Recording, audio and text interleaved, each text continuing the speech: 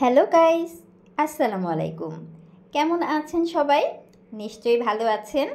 এই যে দেখেন আমাদের হাঁসের ছাউটা কি করছে। হাঁসের ছাউ হাঁসের সাথে মাস্তি করছে। আপনাদের ভাইয়া ফোন দিয়ে হাঁসের ছাউটাকে আমাদের বাসায় আনালো। রাহা রিদি হাঁসের ছাউটাকে কিছুদিন না দেখলেই অস্থির হয়ে যায়, কবে আসবে কবে আসবে। ফারজানাকে আর শাহ আলমকে ফোন দিয়ে খুবই বিরক্ত করে, ওকে দিয়ে যাও। তবে হাঁসের ছাউটা তো একা থাকতে পারে না, সে থাকতে হলে তার আবার মা লাগে। যাই হোক, আপনাদের ভাইয়া শাহ আলমকে ফোন দিয়ে বলল, আমাদের হাঁসের ছাউটাকে দিয়ে যাও, হাঁসের ছাউ তো তোমার একা না, আমাদেরও। তো শাহ আলম বেচারা নিরুপায় হয়ে হাঁসের ছাউটাকে নিয়ে আসলো। আমরা অবশ্য কয়েকদিন আগে গিয়েছিলাম ওদের বাসায়, কিন্তু আমাদের সাথে রাহা রীতি যায়নি, তাই আমাদের সাথে হাঁসের ছাউয়ের দেখা হয়েছে, কিন্তু আমার কন্যাদের সাথে দেখা হয়নি। তাই আপনাদের ভাইয়া ফোন দিয়ে হাঁসের ছাউটাকে নিয়ে আসলো। আর এই যে দেখেন হাঁস আর হাঁসের ছাউ কত মাস্তি করছে। হাফসা সোনা পাখিটা আমাদের বাসায় আসলে অনেক খুশি হয়।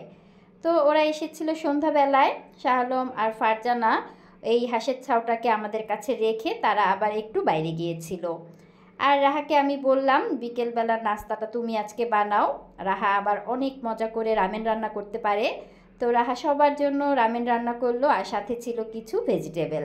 আর এদিকে আমি রান্না করলাম আমার হাঁসের ছাউয়ের পছন্দের মাংস ভাত।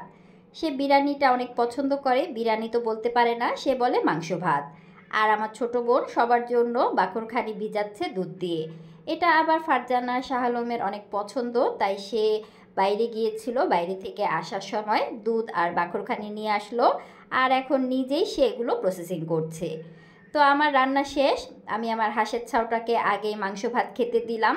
সে মাঝে মাঝে আমার সাথে ভিডিও কলে কথা বলে, আর তখন আমাকে বলে মাংস ভাত রান্না করো, মাংস ভাত নিয়ে আসো। তার মাংস ভাত এত পছন্দ যে এই খাবারের কথা সে কখনোই ভুলে না, সব সময় বলে মাংস ভাত রান্না করো।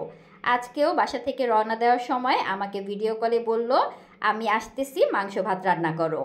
আমাদের হাঁসের ছাউটা কিন্তু পুটপুট করে সব কথা বলতে পারে, কোনো কথা তার মুখে আটকায় না। যদিও সে খুব আস্তে আস্তে বলে, কিন্তু সব কথা একদম স্পষ্টভাবে বলতে পারে। এই যে ফারজানার বাকরখানিটাও ভিজানো হয়ে গেছে। এটা অবশ্য ঠান্ডা ঠান্ডা খেতে ভালো লাগে। এখন এটাকে আমরা ফ্রিজে রাখবো, সকালবেলা আমরা এটাকে ট্রাই করব। যাই হোক, আমার মাংস ভাত রান্না করা শেষ, ফারজানার বাকরখানি ভেজানো শেষ, এখন হচ্ছে খাওয়ার পর্ব।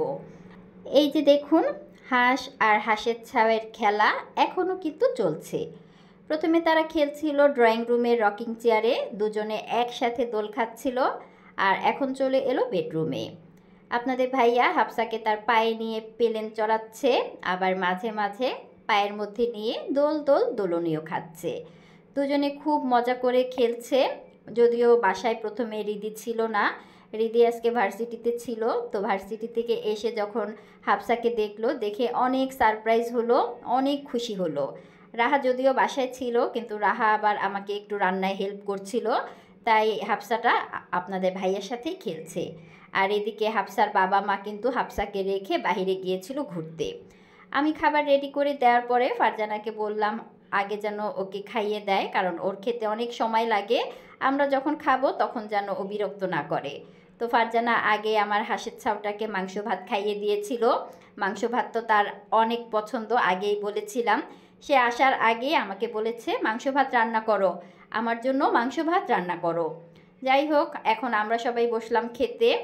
যদিও রাতের বেলা আবার আমার মেজো বোন এসেছিল। আমার ছোট বোন ফারজানা এসেছিল সন্ধ্যার সময়, আর আমার মেজো বোন এসেছিল রাত 11টার সময়। তো আপুর জন্যই আমরা ওয়েট করছিলাম। মেজো আপু আসার পরে ফ্রেশ হলো, তারপরে সবাই একসাথে আমরা রাতে ডাইনিং টেবিলে খেতে বসলাম। রাতের খাবার খেতে খেতে আজকের মতো এখানেই বিদায় নিচ্ছি। আল্লাহ হাফেজ।